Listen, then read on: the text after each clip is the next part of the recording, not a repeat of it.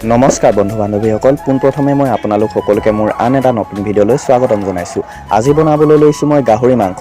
যিহেতু ইভাগে মই ভিডিঅ' বনাবলৈ সময় নাপাওঁ, যেতিয়া ডিউটি অফ থাকে তেতিয়াহে বনোৱা হয়। আৰু যিহেতু বহুত দিনৰ পৰা গাহৰি মাংস খাং লাগি আছিলে, সেইটো কাৰণে মানে আজি ভাবিলোঁ গাহৰি মাংসকে বনাওঁ। আৰু সেইটো কাৰণে মই লগৰ এটা গাহৰি মাংস ৰাতিপুৱা আনিবলৈ পঠালোঁ। মই মানে যোৱা নাছিলোঁ, সিহে গম পায় মানে ক'ত গাহৰি মাংস বিকে।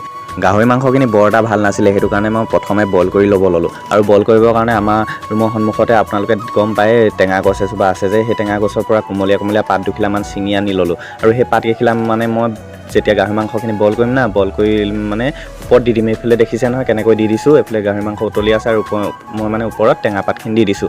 কাৰণ এনেকুৱা কৰিলে মানে গাহৰি মাংস যিটো গোন্ধ থাকে আৰু যিখিনি বীজাণু থাকে সেইখিনি নোহোৱা হয় বুলি কয়। আৰু মানে আগতে আমাৰ আইতাহঁতি মাহঁতিও মানে এনেকৈ বইল কৰাৰ সময়ত টেঙা পাত দি পিনে বইল কৰে মানে। তো মই সেই আমাৰ আইতা মাহঁতৰ মানে সেই নিয়মটোকে পালন কৰি মানে চাইছোঁ মানে কি আৰু এইটো হয় আৰু এনেকুৱা। গাহৰি মাংসখিনি কিছুমানৰ মাজে মাজে কিবা কোলা পৰা নিচিনা আছিলে, এইবিলাক দেখি পিনে মানে মোৰ বৰ এটা খাবলৈ মন নাছিলে, কিন্তু উপায়টো নাই, খাবই লাগিব আৰু যিহেতু পৰ্ক লভাৰ। তো মই মানে আজি গাহৰি মাংসখিনি ড্ৰাই ফ্ৰাই কৰিম বুলি ভাবিছোঁ। আৰু এইফালে সেইটো কাৰণে মানে মই দাইলো বনাব লাগিবতো, যিহেতু অকল ড্ৰাই ফ্ৰাই গাহৰিটো ভাত খাব নোৱাৰি। যিহেতু মই মানে সৰুৰে পৰা দাইল নহ'লে ভাত খাবই নোৱাৰোঁ, সেইটো কাৰণে মানে এতিয়া দাইল বনাব লৈছোঁ।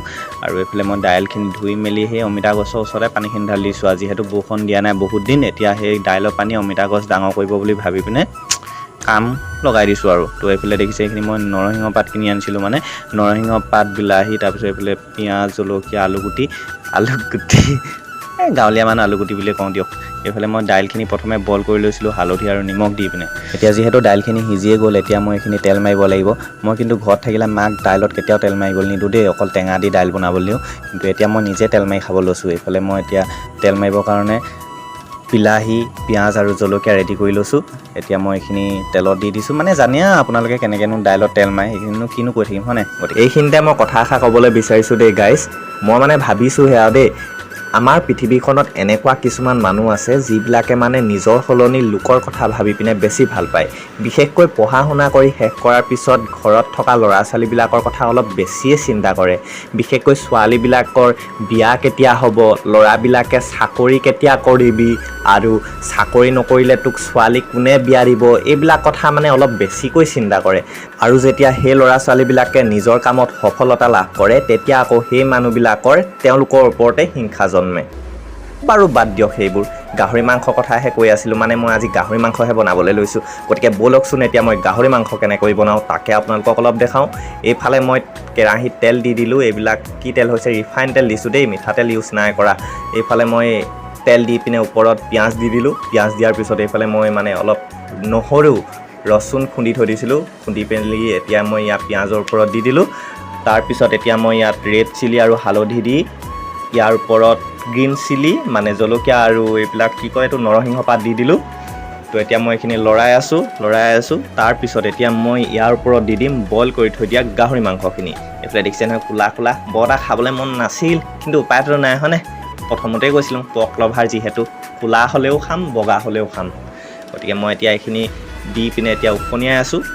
আৰু এতিয়া মই অলপ ঢাকন মাৰি দিলোঁ, ঢাকন মাৰি দি আকৌ এতিয়া মানে উখনিয়াই আছোঁ। এতিয়ালৈকে নিমখ দিয়া নাই, নিমখখিনি পিছত দিম বুলি আছোঁ। কাৰণ এতিয়া যদি নিমখখিনি দি দিওঁ তেতিয়া মানে মাংসখিনি গলি যাব, আৰু গলি যোৱাৰ পিছত অকণি হৈ থাকে, অকণি হোৱাৰ পিছত কিনো খাবি আৰু, সেইটো কাৰণে মানে পিছত দিম বুলি থৈ দিছোঁ। এতিয়া এইফালে দেখিছে নহয় গাহৰি মাংসৰ পৰা অলপ তেল ওলাইছে, কিন্তু আমাৰ অসমৰ গাহৰিখিনিৰ নিচিনা নহয়। এতিয়া ইয়াত মানে এইখিনি এনেই নামতহে গাহৰি আৰু, এইখিনি মানে খাবলৈ গাহৰি মাংস নিচিনা নালাগেই, অকল দেখিবলৈহে গাহৰি মাংস নিচিনা, আৰু দেখিবলৈও সিমান আমাৰ অসমৰ নিচিনা নহয়।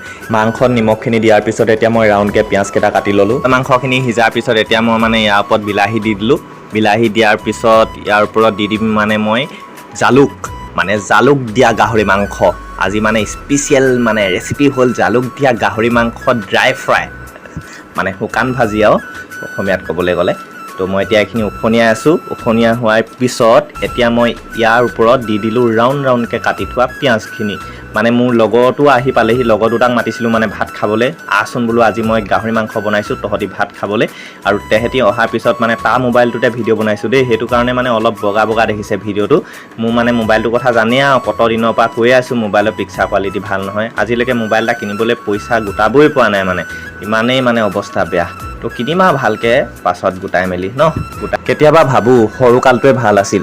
না ঘৰত মোবাইল আছিল না ঘৰত টিভি আছিল সদায় ৰাতি ভাত খোৱাৰ পিছত আইতাৰ ওচৰত গৈ শুই দিওঁ আৰু আইতাই ইমান ধুনীয়াকৈ সাধু কৈ শুনাই নহয় কেতিয়া টোপনি আহে গমকে নাপাওঁ কিন্তু আজিকালি ৰাতি 2-3টালৈকে মোবাইল চাই থাকোঁ তথাপিতো মানে টোপনিকে আনিব নোৱাৰোঁ কি যে দিনকাল আহিলে ঐ তো গাইজ এইফালে আমাৰ দাইল ভাত গাহৰি মাংস আদি সকলো ৰেডি হৈ গ'ল এতিয়া মোৰ লগৰকেইটাও আহি পালেহি এতিয়া মই মানে মোৰ লগৰটোকে ভাত মানে বাঢ়িব দিছোঁ আৰু মানে মইতো ইমানখিনি বনালোৱে হয় নাই আৰুনো কিমান কৰিম এতিয়া ইয়াকে চব কৰিব দিছোঁ এতিয়া এইফালে এইখিনি গাহৰি মাংস জালুক দিয়াৰ কাৰণে ক'লা পৰি গ'ল দেই আপোনালোকে বেলেগ নাভাবিব আকৌ তো গাইজ আজিলৈ ভিডিঅ'টো ইমানতে সামৰণি কৰোঁ আকৌ এটা নতুন ভিডিঅ'ৰ সৈতে আপোনালোকৰ ওচৰলৈ পুনৰ আহি আছোঁ যদি মোৰ এই ভিডিঅ'টো চাই ভাল পালে তেতিয়াহ'লে প্লিজ লাইক কমেণ্ট শ্বেয়াৰ এটা কৰি দিব আৰু অজানিতে যদি আপোনালোকৰ ওচৰত কিবা মই ভুল কথা কৈ পালোঁ তেতিয়াহ'লে মোক সেইটো শুধৰাই দি ক্ষমা কৰি দিব বুলি আশা ৰাখিলোঁ আজিলৈ বাই বাই